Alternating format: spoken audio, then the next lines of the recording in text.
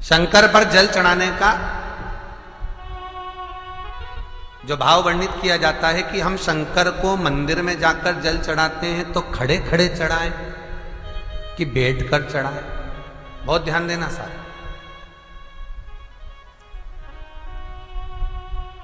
शंकर में मंदिर में जाकर हम भगवान शंकर को जल चढ़ाएं तो खड़े होकर चढ़ाएं कि बैठकर चढ़ाएं। अब दो तरह का शिवलिंग है मंदिरों में, दो तरह का शिवलिंग का निर्माण होता है, ठीक है। एक विष्णु शिवलिंग, एक शक्ति पार्वती शिवलिंग। दो तरह का शिवलिंग मंदिरों में होता है, दो तरह का शिवलिंग मंदिरों में होता है, समझ लेना बहुत अच्छी तरह से। एक शिवलिंग वो होता है जो जमीन पर डायरेक्ट जलाधारी रहती है, शिवलिंग रहता है, ऐसी जलाधारी पूरी की पूरी, और शिवलिंग जमीन पर रखा रहता है, भूमि पर रखा रहता है, डायरेक्ट जमीन पर। आप जल ले जाकर चढ़ाए, निकल गया रास्ते से। एक शिवलिंग जो जमीन पर डायरेक्ट शंकर भगवान की जलाधारी और शिवलिंग रखा रहता है, वो शक्ति शिवलिंग कहलाता है। माता पार्वती का हस्त कमल उस शिवलिंग के सम्मुख में, और दूसरा शिवलिंग एक डमरू जैसा होता है। अब वो हम उसको कैसे वर्णन,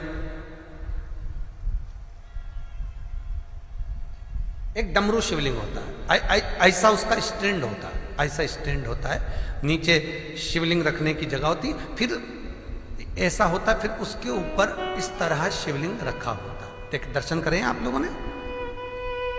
अब फिर इसके ऊपर शंकर भगवान का शिवलिंग रखा होता है, ठीक है। इस तरह का जो शिवलिंग होता है, एक डायरेक्ट नीचे रखा हुआ शिवलिंग, और एक भगवान जो नीचे डमरू जैसी आकृति होती है, इस पे जो डमरू जैसा जो भाग बना होता है, ये भगवान विष्णु का हस्तकमल है, और ऊपर का जो भाग है वो भगवान ब्रह्मा का हस्तकमल है। इसको विष्णु शिवलिंग कहते हैं।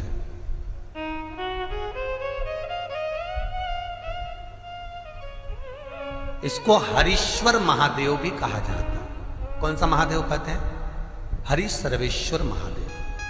हरीश्वर महादेव भी कहते हैं, हरि सर्वेश्वर भी कहते हैं। तो डमरू जैसा जो शिवलिंग का निर्माण हुआ है मंदिर में, अगर शिवलिंग ऊंचा है, शिवलिंग थोड़ी सी हाइट पर है, ऊंचाई पर है, और डमरू जैसा भाग फिर उसके ऊपर जलाधारी के बाद शिवलिंग निर्माण किया गया है, तो वो विष्णु शिवलिंग कहलाएगा, वो हरीश्वर शिवलिंग कहलाएगा, वो हरिवंश शिवलिंग कहलाएगा, हरीश्वर कहलाएगा। और जो डायरेक्ट सीधे जो रखा हुआ है, 12 ज्योतिर्लिंग के अगर आप दर्शन करेंगे तो कहीं पर भी आपको विष्णु शिवलिंग नहीं मिलेगा, केवल एक नागेश्वर को छोड़कर। कहां पर छोड़कर? जम के बोलिए। केवल एक नागेश्वर, नागेश्वर को छोड़कर बाकी के जितने 12 ज्योतिर्लिंग में शिवलिंग के दर्शन करोगे सब शक्ति शिवलिंग मिलेंगे, सब जमीन पर। आप जितने भी देखेंगे, काशी का देखेंगे, महाकालेश्वर देखेंगे, तो डायरेक्ट जमीन पर जलाधारी बनी है महाकाल बाबा की, डायरेक्ट जमीन पर बनी है, कोई ऊंचाई नहीं है, डायरेक्ट जमीन पर फिर शिवलिंग है। ओमकारेश्वर देख लीजिए, ममलेश्वर देख लीजिए, आप चाहें तो विश्वनाथ देख लीजिए, डायरेक्ट जमीन पर।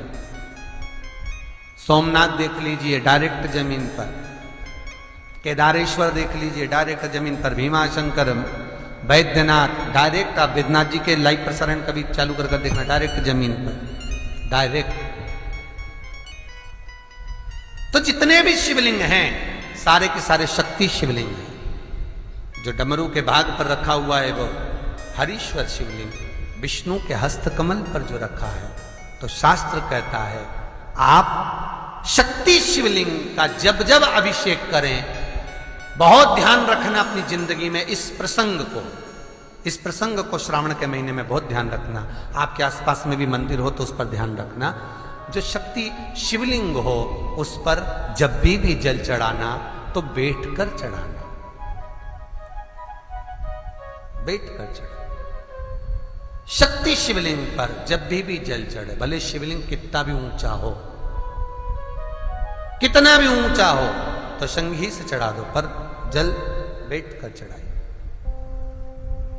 भले शिवलिंग ऊपर है, पूरा तरह से हाथ नहीं पहुंचा, जैसे सोमनाथ जी में अब शिवलिंग कितना बड़ा है, महाकालेश्वर का शिवलिंग कितना बड़ा, तो उसको तो बैठकर स्नान नहीं करा सकते। भले शिवलिंग कितना भी ऊंचा हो, पर अगर भूमि टच है, शिवलिंग अगर भूमि टच है, शक्ति शिवलिंग है, तो भले आधा शिवलिंग नहाए, आधे पर पानी जाए, पर बैठकर ही स्नान कराया जाता है। और महाराज यदि हरीश्वर शिवलिंग है, अर्थात भगवान विष्णु के हस्त कमल पर, ब्रह्मा के हस्त कमल पर यदि शिवलिंग है, तो वो शिवलिंग का जब भी स्नान कराएंगे, अभिषेक कराएंगे, पूजन कराएंगे, तो खड़े होकर ही करना है। और खड़े होने का भी तरीका होता है, दोनों चरण बराबर में रखकर कभी भी शंकर भगवान के शिवलिंग का स्नान नहीं कराया जाता।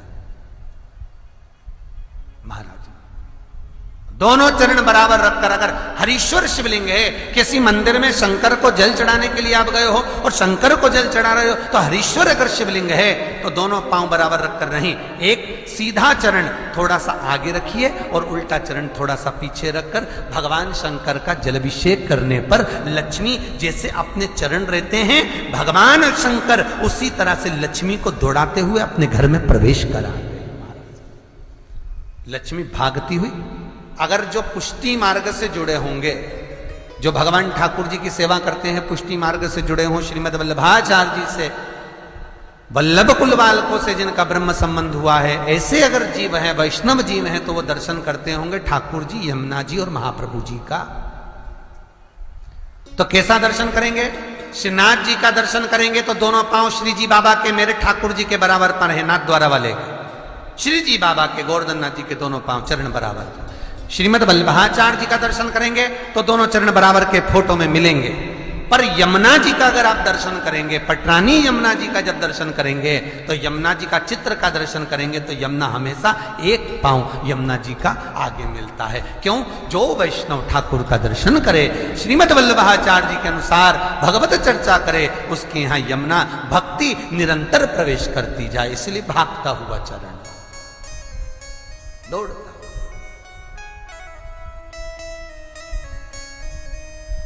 दौड़ता। तो शंकर भगवान का अगर हरीश्वर शिवलिंग है, कहीं शिवलिंग डमरू आकृति पर, अगर ऊंचाई पर है, हरीश्वर है, तो फिर जल खड़े होकर चढ़ाए, चरण आगे पीछे। बहुत ध्यान देना महाराज, हरीश्वर शिवलिंग का वर्णन किया महाराज, बहुत सुंदर बात कही है, बहुत ध्यान से सुनिएगा। शक्ति शिवलिंग के ऊपर जो जलाधारी लगती है, शक्ति शिवलिंग के ऊपर जो जलाधारी लगती है, वो 5 मिनट, 10 मिनट, आधा घंटा रखकर 24 घंटे के लिए हटा सकते हो। शक्ति शिवलिंग के ऊपर जो जलाधारी लगती है, वो 15-20 मिनट रखकर, आधा घंटा रखकर आप हटा सकते हो। पर हरीश्वर शिवलिंग के ऊपर, भगवान विष्णु के हस्त कमल पर जो शिवलिंग का निर्माण आपको भी वर्णन किया, अगर वो शिवलिंग है तो उस पर जलाधारी अगर लगी है, तो कम से कम 5 घंटा, 8 घंटा तो जलाधारी को रखना पड़ेगा ही।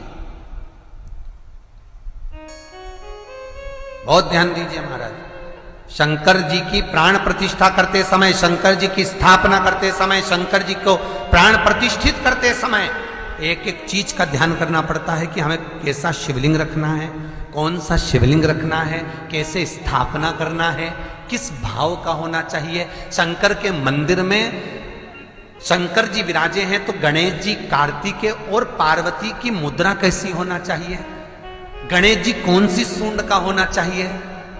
जब शंकर के मंदिर में हम आराधना कर रहे हैं तो गणेश जी की सूंड किस ओर होना चाहिए, पार्वती की मुद्रा कौन सी होना चाहिए, षडानंद कार्तिकेय की दृष्टि कहां होना चाहिए, ये शंकर जी की प्राण प्रतिष्ठा में देखा जाता है। केवल मूर्ति वाले ने बाजार में मूर्ति बनाकर बेच दी और तुम गए हमें शंकर जी का परिवार दे दो, हमारे मंदिर है छोटा सा, मैं वहां प्रतिष्ठा करना है। तुम बाजार में गए और शंकर जी का परिवार लेकर आ गए, शंकर जी लिया, कार्तिक लिया, पार्वती जी लिया, गणेश जी लिया और स्थापना करवा दी पंडित जी से। और बाद में बोली हमको थोड़ी कष्ट हो रहा है, हमको थोड़ी तकलीफ हो रही है, कहीं ये हम जब से लाए इससे तो नहीं हो रही, कहीं इससे तो नहीं। नहीं, गलती तुम्हारी है। तुम तो बस गई और लेकर आ गई। यहां तक शिव महापुराण की कथा कहती है कि तुम्हारे घर की मूर्ति जितनी पुरानी होती है उतना सुख देती है। आपको पहले भी कथा में कहा, दिया और मूर्त पुरानी होगी चलेगी।